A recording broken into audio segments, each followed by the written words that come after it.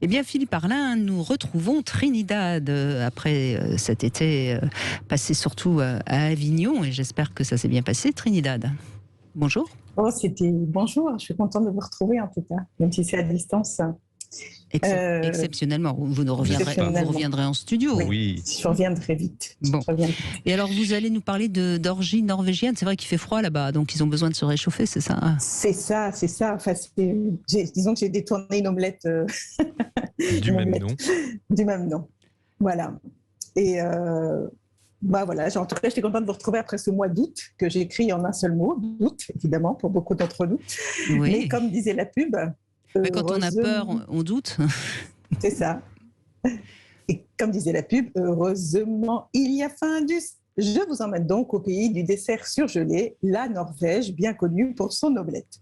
Et oui, l'été a été torride en Norvège où des footballeurs ont provoqué un véritable réchauffement climatique le lundi 9 août dernier. Jusque-là, les joueurs du SK Brann étaient plutôt discrets, vu qu'ils occupent la dernière place au classement de la première division norvégienne. Mais s'ils sont derniers sur la pelouse, ils ont montré qu'ils pouvaient être des champions sur le gazon féminin.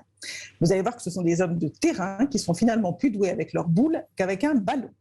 On peut même dire qu'ils sont meilleurs en tir au put qu'en tir au but. Non. Avec tout le respect que je dois à mes camarades. Comme on le sait, parce qu'ils se sont organisés une petite orgie dans les vestiaires et sur la pelouse du stade du club dans la nuit du 9 août. C'est comme ça, dans les pays nordiques, il y a celui qui dort et celui qui... Nick. Et comme il n'avait pas eu de match le week-end, de toute façon ils auraient perdu, 12 d'entre eux se sont dit « Hey, vis tube un club ?» Traduction, tiens, si on allait en boîte. Ils ont répondu, ok, ça tout le monde le comprend. Il y en a un qui a ajouté, Viskal til restauranten first. On va d'abord aller au resto.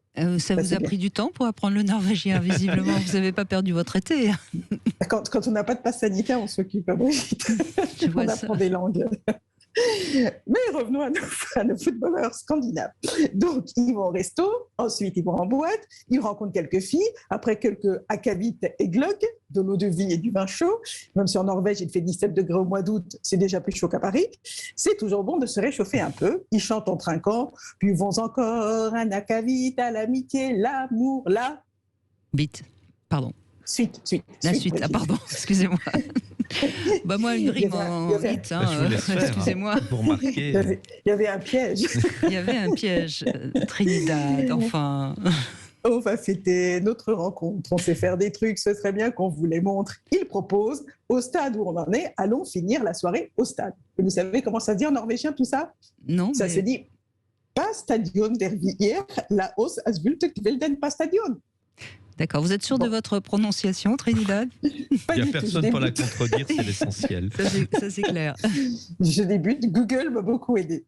Et là, ils répondent toutes et tous, ya. Quand ils sont d'accord, ils parlent comme les Allemands. Voilà. D'accord. Et les voilà partis au Brann Stadion. Alors attention Brigitte, on n'a pas affaire à des footballeurs crétins, tout dans les pieds, rien dans le cerveau.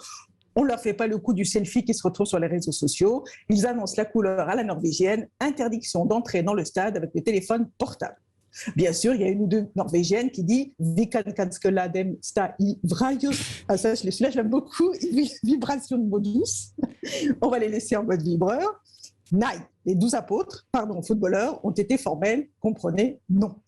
Ils vont d'abord dans les vestiaires se prendre une petite douche. Ils ont beau être scandinaves, ils se lavent. Ça, là, je me suis dit que c'est très dommage de la rater.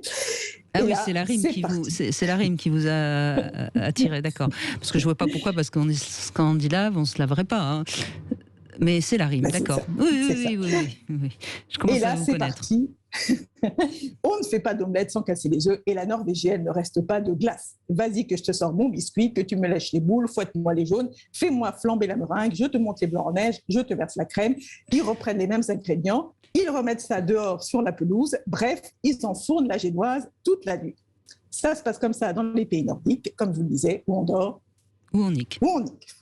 Nos sportifs norvégiens ont juste oublié un détail, les caméras de surveillance. Imaginez mardi matin la tête de Vibeke Johansen. Vous allez me dire, qui est Vibeke Johansen, la directrice générale du club.